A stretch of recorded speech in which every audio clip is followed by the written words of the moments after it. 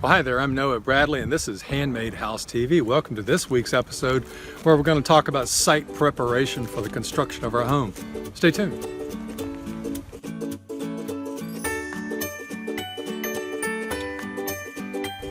Well, hi there. Today I thought we'd talk about site preparation. This is my own parcel of land that I recently purchased here, and it was all wooded at the time. If you are working on a wooded site and you're wanting to build some kind of basic rustic log cabin with minimal impact on your property, you can't beat just coming in and with a chainsaw and cutting down a few trees and then going ahead and excavating your foundation with a shovel. I did that on the construction of my first two homes, and it worked out very well. The downside is obviously there's a lot more physical labor involved in creating your own foundation using a shovel. I chose to have the Bulldozer operator, while he was here, go ahead and cut me out a pad. One thing it does for me is that it really allows me to get a good visualization of the house. I can do some preliminary stakeouts of it to make sure that everything aligns the way I want. I can stand in my imaginary kitchen or on my front porch and see if I'm taking in the best views, the best sun exposure, how the property appears from how it enters. And then there's the side of the labor saving aspect as well. And the fact that the soil that I have on this property is not the best in the world. In fact, it's unusual in anything I've encountered before. And it's almost as if there was a little bit of lime mixed into it.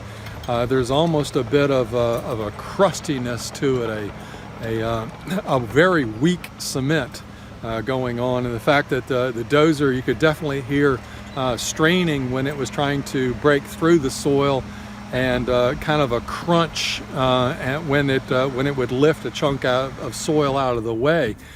So I have no doubt that that it helped me achieve my foundation and save me a lot of labor, but also it pointed out to me the poor characteristics of this soil.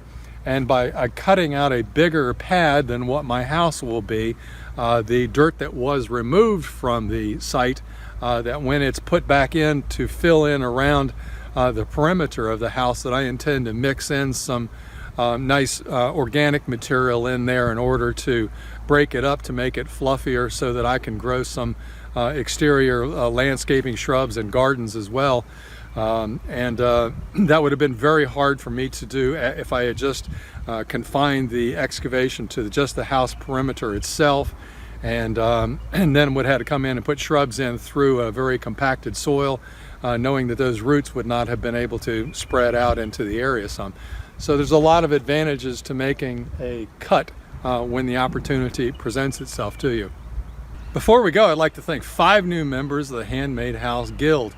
They are Jen Thompson, Scott Taylor, Andrew Willis, Melanie Davis, and Brenda Wright.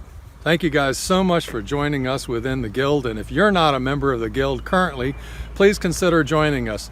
There's so much content in there. It's just will make your future home so much easier and so much better when you get finished.